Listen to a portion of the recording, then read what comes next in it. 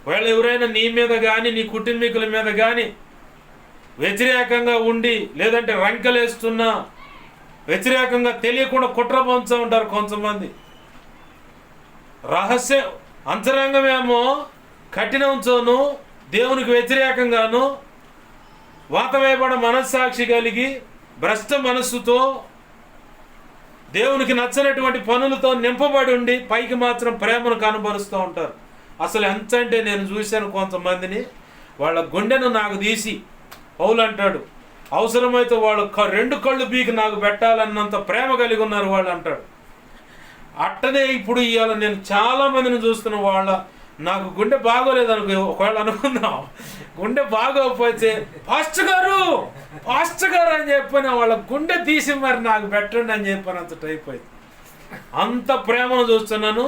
అంతకంటే భయంకరమైన దుర్మార్గత, కక్ష, పగ, ప్రతీకారాలు, అంత క్రూరత్వంగా చంపాలని పగ పెట్టుకున్న వాళ్ళని కూడా నేను చూశాను.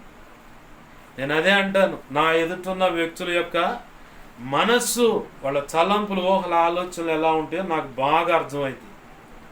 ఎందుకంటే నా ప్రభు వాళ్ళు ఎటువంటి ఆలోచన కలిగి వస్తున్నారో ముందుగానే చెబుతాడు. నాకు అర్థం కాకపోతే దేవుణ్ణి అడుగుతా, వెంటనే నాకు అంత వాళ్ళు ఫుల్ బయోడేటా మొత్తం వస్తుంది. వాళ్ళకు కూడా తెలియదు ఆ సంగతి. ఏది ఫుల్ బయోడేటా నా చేతికి వచ్చుద్ది.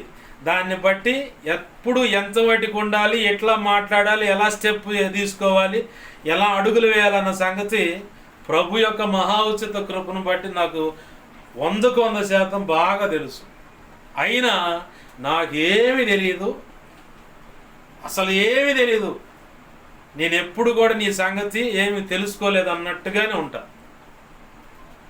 మరి నువ్వు అంత నటనతో వస్తున్నప్పుడు మరి నేను ఇంకే రకంగా ఉండాలా?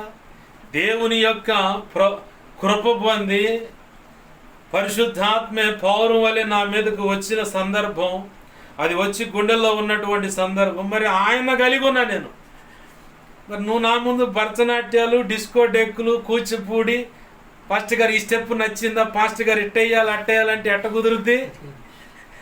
కుదరవు. ఎందుకంటే ప్రభు లీడ్ చేస్తున్నాడు. దేవునికి మహిమ కలుగును గాక. హల్లెలూయా.